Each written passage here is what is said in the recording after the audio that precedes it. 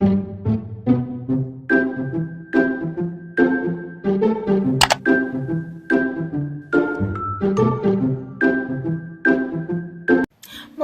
bienvenue sur cette chaîne.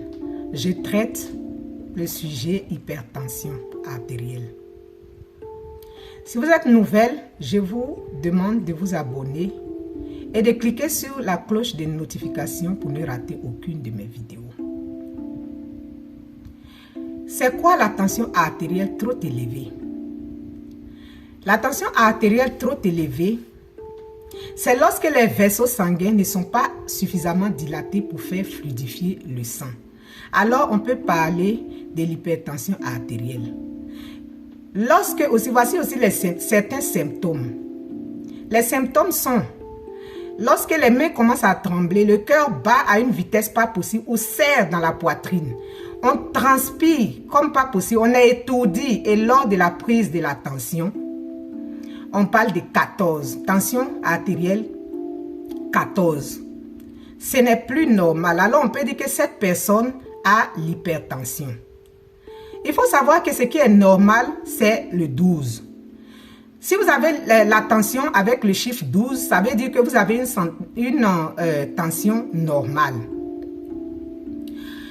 Ce qu'il faut que, je ne sais pas si vous savez, mais une personne sur 3 en France souffre de l'hypertension artérielle. Seule la moitié d'entre eux le savent. Le reste, ils ne sont pas au courant de quelque chose. Ils marchent comme ça. Ils courent le danger avec leur santé. 9,4 millions de personnes meurent chaque année de l'hypertension artérielle. Ils meurent par AVC, du moins, et cela est imputé à l'hypertension artérielle. Comment est-ce que l'on attrape l'hypertension artérielle? Comment cela vient? La tension peut être héréditaire. L'hypertension artérielle peut venir par un mode de vie assez sédentaire. Si chaque jour, on ne se donne pas 20 à 30 minutes pour marcher, pour courir, pour faire le vélo ou la natation,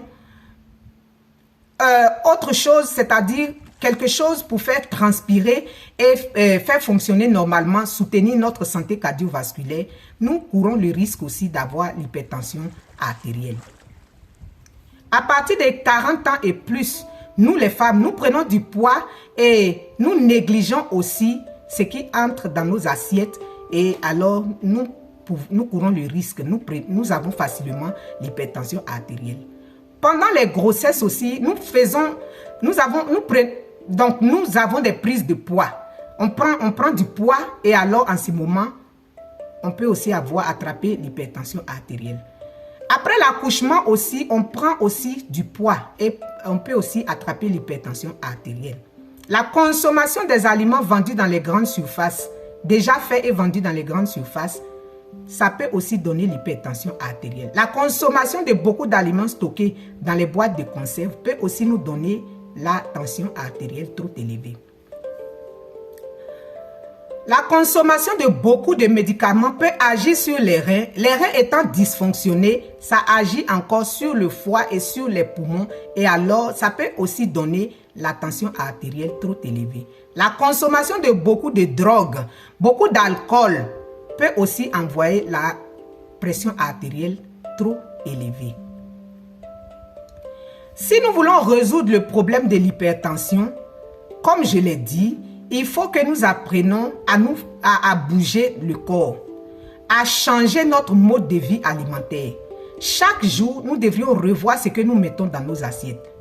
Et ceux qui ne sont pas atteints et ceux qui sont atteints, il faut que vous réduisez au maximum le sodium, le sel qui entre dans vos assiettes. Il faut que cela soit maximum réduit. Les mauvaises huiles, l'huile aussi, la quantité d'huile, ça doit être aussi réduit et changé. Dans la prochaine vidéo, nous allons voir quelles sont les huiles à consommer, les huiles qui sont bénéfiques pour notre santé cardiovasculaire et qui sont bénéfiques aussi pour nettoyer nos artères et les huiles qui ne sont pas bonnes, qui ne nous sont pas bénéfiques. Dans la prochaine vidéo, nous allons aussi voir quels sont les aliments à consommer pour nettoyer nos artères. Ne vous en faites pas, le Créateur a tout prévu dans la nature. Il faut seulement que vous le sachiez et que vous preniez votre santé au sérieux. Autant vous courez pour chercher l'argent et à être occupé dans d'autres choses, je vous demande de vous arrêter et de réfléchir sur votre santé, de prendre votre santé en main. Aujourd'hui, si vous ne faites pas cela, vous pouvez vous empoisonner à petit feu et détruire votre vie dans les aliments. Il faut aussi savoir que si on court toujours et qu'on ne va pas chez le médecin pour demander un bilan de santé, c'est encore là grave. Donc, je conseille que vous allez chez votre médecin de famille et que vous demandez un bilan de santé qui révèle les déficits en minéraux et que vous... il faut faire aussi la prise de tension pour savoir est-ce que vous en êtes, où est-ce que vous en êtes avec votre tension. Et maintenant, revenir pour demander des conseils. Si vous manquez certains minéraux dans vos corps, vous n'allez pas aussi vous sentir bien et vous allez être tout le temps fatigué et votre santé ne va pas être au beau fixe. Pour ceux qui sont déjà atteints par la tension artérielle, je vous demande donc de continuer à prendre vos médicaments comme votre médecin vous l'a prescrit, mais changez carrément votre mode de vie sédentaire. Changez carrément la manière de vous alimenter. Il faut carrément revoir tout ce qui entre dans vos assiettes chaque jour. Parce que lorsqu'on achète la nourriture dans les grandes surfaces pour venir chauffer et consommer, vous n'avez pas le temps de regarder les